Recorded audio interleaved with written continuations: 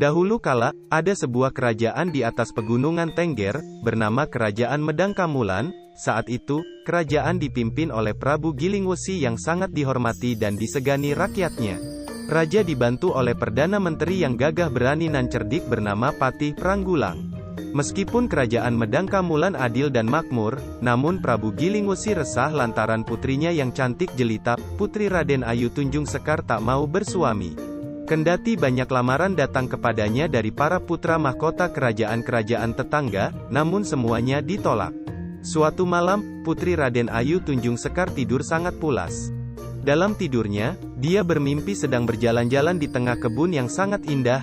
Dari kejauhan, terdengar tembang seorang pangeran yang sangat merdu. Ketika sedang menikmati keindahan itu, tiba-tiba bulan purnama muncul di langit yang bersih tanpa awan. Dia sangat terpesona melihat sinar bulan yang sangat lembut itu. Bulan itu pun turun, makin lama makin rendah. Putri Tunjung Sekar heran, melihat peristiwa itu setelah dekat, hingga bulan itu masuk ke Putri Tunjung Sekar. Pada saat itulah, Putri Tunjung Sekar terbangun dari tidurnya. Dia terkejut, kemudian mencoba untuk mengartikan mimpi itu. Beberapa bulan setelah mimpi itu, Putri Tunjung Sekar ternyata hamil. Kejadian ini, tentu saja membuat Prabu Gilingwesi merasa terpukul dan murka. Dia tidak percaya, jika kehamilan putrinya itu diakibatkan karena mimpi. Kemudian, Prabu Gilingwesi memutuskan untuk menghukum Putri Tunjung Sekar. "Patih," kata raja dengan nada sangat marah, "bawalah Putri Tunjung Sekar ke hutan, dan di sana bunuhlah dia sebagai hukuman atas kesalahannya." Patih Pranggulang pun berangkat. Setelah berjalan sehari semalam, sampailah mereka di hutan yang sangat lebat yang kebetulan dekat dengan laut. Mereka berhenti di tempat tersebut. "Ki Patih, silakan hukuman mati untukku dilaksanakan. Tetapi ingat, kalau Ki Patih tidak bisa membunuhku, berarti aku memang tidak bersalah." "Baik, Tuan Putri," jawab Ki Patih. Patih Pranggulang menghunus pedangnya. Dengan cepat, dia mengayunkan pedang ke Putri Tunjung Sekar. Namun, sebelum menyentuh tubuh Putri Tunjung Sekar, pedang itu jatuh ke tanah. Ki Patih memungut pedang itu, kemudian berusaha mengayunkan ke leher Putri Tunjung Sekar, tetapi sebelum menyentuh leher sang putri, pedangnya malah terpental jauh. Ki Patih tidak putus asa. Dia mencoba lagi, tetapi tetap gagal. Kali ini bahkan pedangnya terpental makin jauh. "Tuan Putri, kiranya benar apa yang Tuan Putri katakan. Tuan Putri memang tidak bersalah," kata Ki Patih. "Karena itu, sebaiknya Tuan Putri segera pergi meninggalkan tempat ini. Hamba akan membuat rakit untuk Tuan Putri.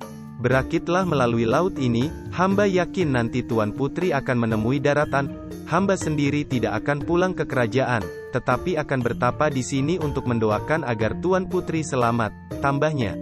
Tunjung Sekar pun kemudian menaiki rakit yang telah dibuat Ki Patih. Ketika sampai di tengah laut pada suatu malam, kebetulan waktu itu bulan sedang purnama, perut Tunjung Sekar terasa sangat sakit. Ketika bulan benar-benar di atas Tunjung Sekar, lahirlah seorang bayi laki-laki yang mungil dari perut Tunjung Sekar. Bayi itu didekapnya dengan penuh kasih sayang. Karena lahir di laut, bayi itu diberi nama Raden Sagara. Sagara dalam bahasa Madura sama dengan segara dalam bahasa Jawa, artinya laut. Beberapa hari kemudian pada suatu pagi tampaklah di mata Tunjung Sekar sebuah pulau. Dia kemudian mendekatinya. Ketika rakit yang dinaikinya sudah menepi di pulau itu, Tunjung Sekar sambil mendekap bayinya turun dari rakit. Tiba-tiba hal aneh terjadi. Ketika sampai di darat, Raden Sagara yang baru berumur beberapa hari tiba-tiba meloncat ke tanah. Ia pun kemudian berlari ke sana kemari dengan riangnya. Tubuh Raden Sagara pun cepat bertambah besar. Raden Sagara dan ibunya berjalan terus. Pulau itu sangat sepi, tidak ada manusia lain kecuali mereka berdua. Mereka kemudian tiba di sebuah tanah yang lapang. Dalam bahasa Madura tanah lapang disebut ra-ara atau hampir sama dengan ara-ara dalam bahasa Jawa. Di sudut tanah lapang, Raden Sagara melihat sebatang pohon. Dia mendekati pohon itu. Di dahan paling rendah ada sarang lebah yang cukup besar. Ketika Raden Sagara mendekat, lebah-lebah bertebangan menjauh, seolah-olah mempersilahkan Raden Sagara untuk mengambil madunya. Kemudian Raden Sagara pun dapat menikmati madu bersama ibunya sepuas-puasnya. Karena mereka menemukan madu di tanah lapang yang luas, tempat itu kemudian diberi nama Madura, yaitu berasal dari kata madu ara, artinya madu di tanah yang lapang. Raden Sagara pun kemudian hidup bersama ibunya, dan kelak di kemudian hari, ia menjadi raja memerintah Pulau Madura untuk Kali.